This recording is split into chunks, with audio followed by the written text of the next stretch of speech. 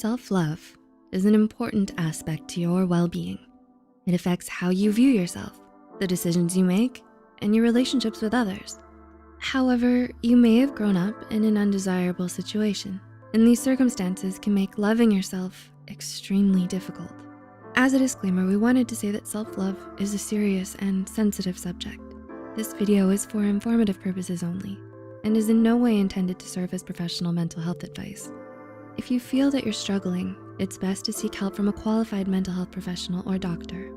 With all of that said, let's look at the 10 signs you might be lacking in self-love. Number 1, you hide your true self from others. Do you feel like a metaphorical chameleon? Do you change when you're around others and hide certain parts of your personality? This process is known as masking. You might worry about being judged for who you are and act differently to make up for it. Or perhaps you don't like a certain aspect about yourself and you try to change your behavior to satisfy yourself. 2, you overanalyze your own behavior. Lacking in self-love leads you to overanalyze your own behavior. You can then use this information about your behavior to develop a mask. You study the behavior of people around you so you can properly mimic them. This becomes problematic when you're hyper-analyzing your behaviors and are then changing yourself in order to become someone else. 3, you have a strong fear of being judged by others. Are you worried about what others think of you? Do you think others are closely observing what you're doing, how you're acting, or what you're wearing to the point that it makes it hard to go out in public? You might find yourself needing to make serious changes before considering yourself acceptable to go out. These feelings are usually highly irrational and may be impacting your relationships with others. 4, you struggle with physical and mental self-care. Do you find that you aren't treating your body and mind as well as you should? You might be skipping meals or overeating. In some cases, you may have turned to alcohol and other substances to cope with your feelings. You might not be taking enough time out for yourself and are neglecting to build your own happiness. If you relate to this, how do you plan to improve your self-care? Number 5, you feel inferior to others. You might feel that you're somehow inferior to others. You could be insecure about your personality, intelligence, or your appearance. These insecurities combined with a hyper-awareness of others in comparison leaves you to harshly judge yourself and try to mask who you are. 6, you're too hard on yourself. Do you find yourself diminishing your accomplishments and focusing on your failures? Do you think that you're not doing enough? It's like being in a constant uphill battle to achieve more without taking a moment to appreciate what you've done. You compare yourself to others and hyperfixate on your shortcomings, never feeling satisfied with what you have.